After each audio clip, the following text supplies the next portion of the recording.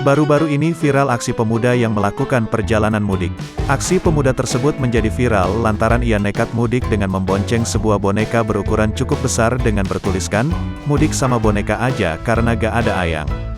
Video viral tersebut diketahui diunggah oleh akun media sosial TikTok @sopianaja123.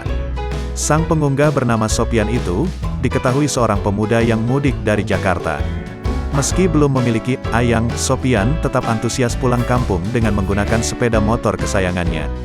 Ia nekat membonceng sebuah boneka beruang raksasa di jok belakang motornya karena buat menemani agar dirinya tak kesepian di jalanan. Aksi tersebut Sopian lakukan demi menghibur diri dan pemudik lain yang sama-sama sedang melakukan perjalanan jauh. "Macet banget kalau mudik lagi di jalan, tapi jangan khawatir ada boneka ayang yang siap menghibur kalian," ujarnya.